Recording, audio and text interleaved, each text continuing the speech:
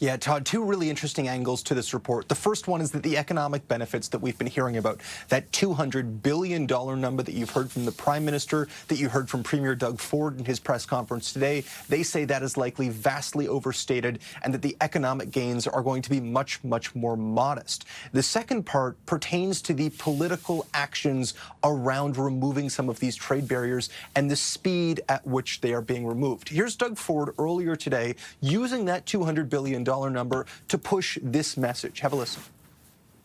We need to get rid of all the red tape and regulations.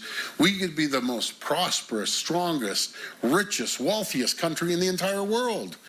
You know, I'll never forget when I met with Todd, from this report is that that attitude could actually lead to more harm than good, and that moving so quickly, not only may you not see the economic gains that are realized, but you might be pulling back regulations that are desperately needed. If you encourage mutual recognition immediately, you might end up in a race to the bottom where the lowest quality standards become the standard across the country compared to finding the appropriate floor that should be built up. That's the concerns that are being brought up in this paper. And what's really interesting is that the economist behind that $200 billion number, Trevor Toom, we spoke to him today and we asked him about that dollar figure, and he welcomed the pushback on his numbers and also highlighted that that's the maximum amount possible. And right now, that's not something that governments are going to hit. Have a listen to his response to this paper.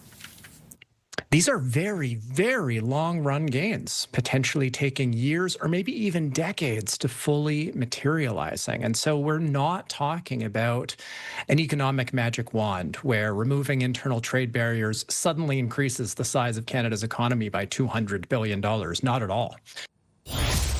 And so what's interesting, Todd, is that you wind up in this situation where there is a push for caution, essentially, from the CCPA in their report, where they're saying some of these restrictions that were in place for good reason. They offered protections either for the environment, for workers, for sectoral controls to ensure that provinces can bolster certain industries if they're particularly valuable. Think auto in Ontario or wine in Ontario. Same thing could go for BC, for example. And they're urging not to ignore this problem, but to move a little slower than we're seeing Ontario or the federal government move to date, where they've introduced legislation that has essentially dropped all of those free trade exemptions really, really quickly. And so it's an interesting pushback on some of the political verbiage we're hearing from the premiers and from the Prime Minister. CTV's Colton Prail in Ottawa. Thank you, Colton.